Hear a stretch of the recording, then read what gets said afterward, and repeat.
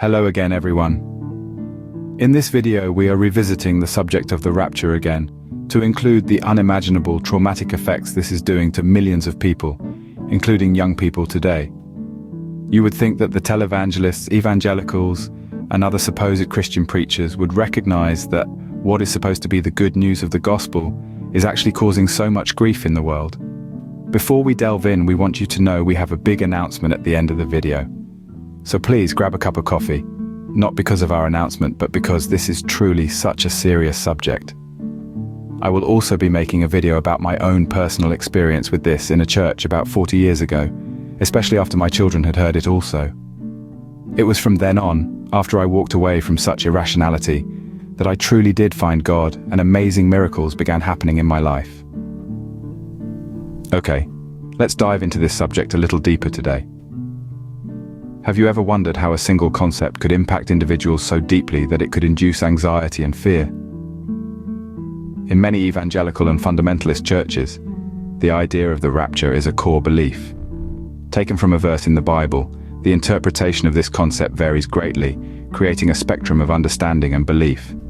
For some, this belief induces what is known as rapture anxiety, a form of religious trauma with effects that can manifest as anxiety, depression, and behaviors akin to obsessive-compulsive disorder.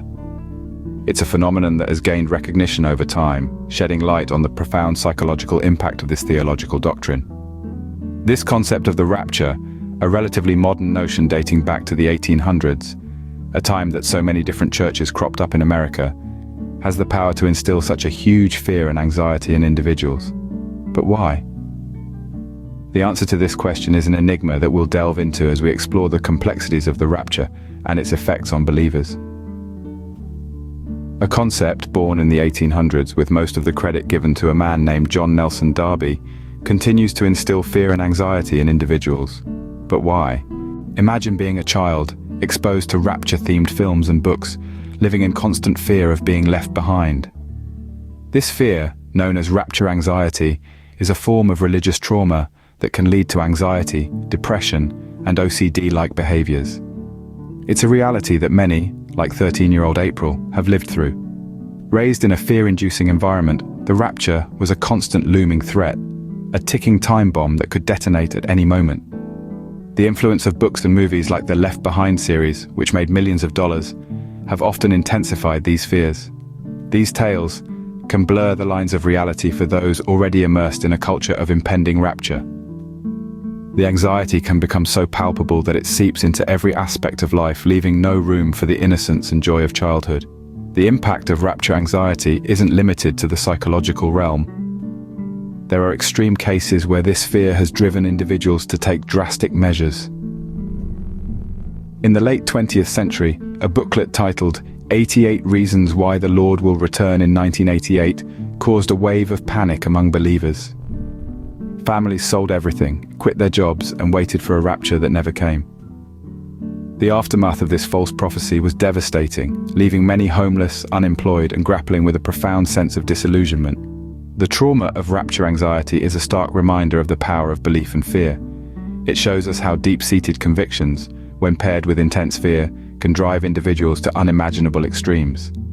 Furthermore, the publication of the booklet 88 Reasons Why the Rapture Will Be in 1988 by Edgar C. Whisenant, which predicted the return of Christ and the rapture of Christians in September 1988, had a significant, and in some cases, a tragic impact on many people who believed in the predictions.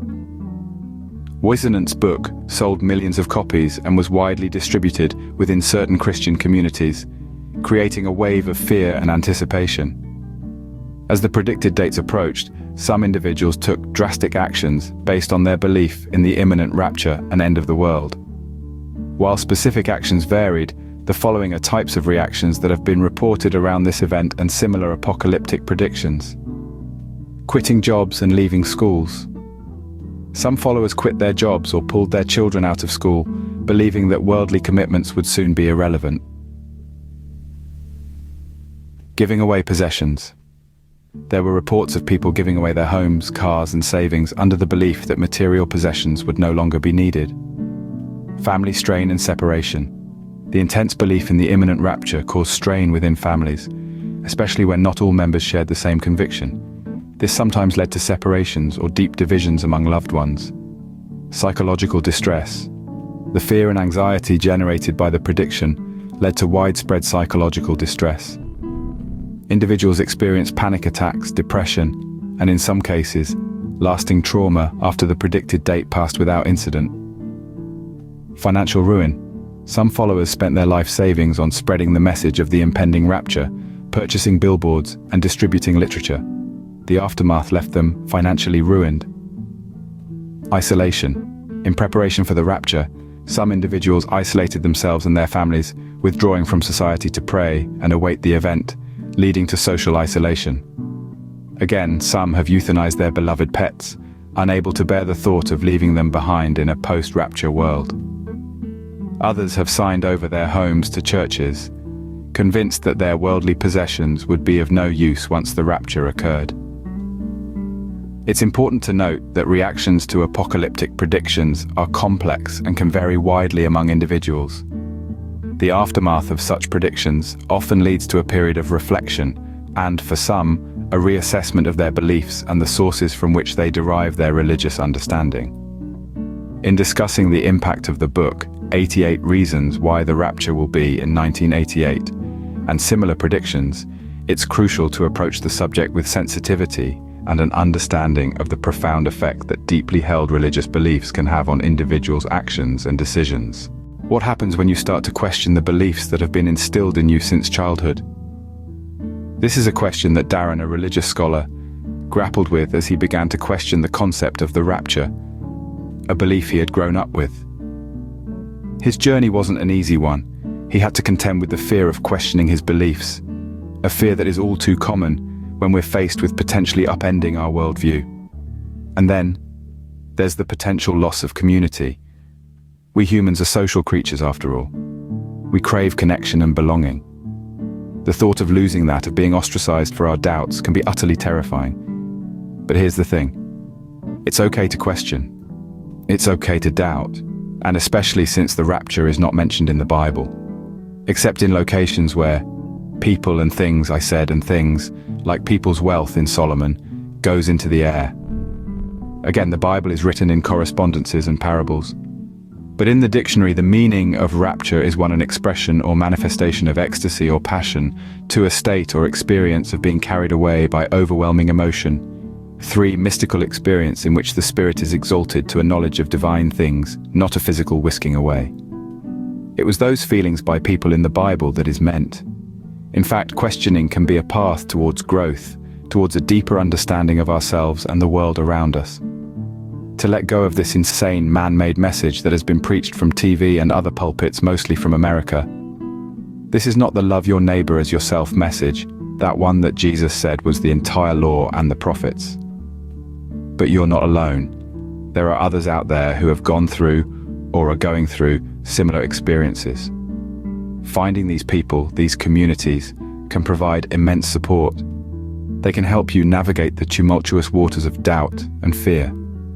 They can help you redefine your faith, or even find the courage to step away from it.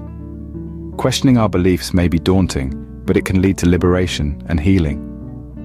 As the number of Americans identifying as Christian declines, what does this mean for the concept of rapture and its impact?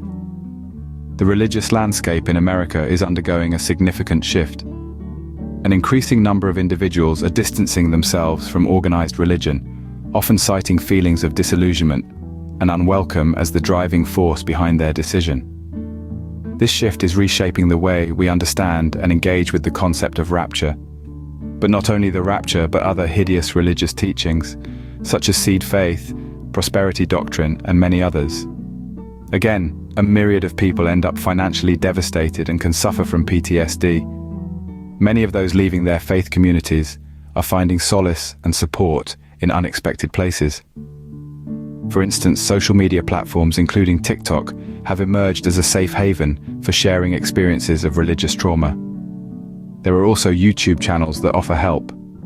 Here, people from all walks of life who've been affected by doctrines such as the rapture and other irreprehensible religious teachings find a sense of community and understanding that they may have missed in their religious circles. This changing religious landscape invites us to reassess the impact of concepts like the rapture. More than ever, it's crucial to acknowledge the trauma such doctrines can inflict and to provide support for those affected.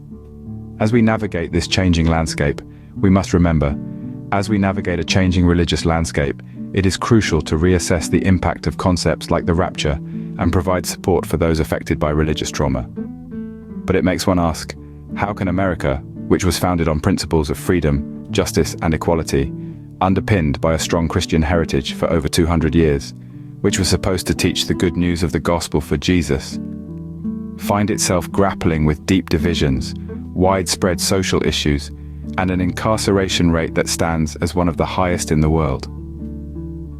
This questions the complex interplay between America's Christian roots and its contemporary challenges, seeking to understand why a nation so rooted in principles of compassion and community faces such profound struggles.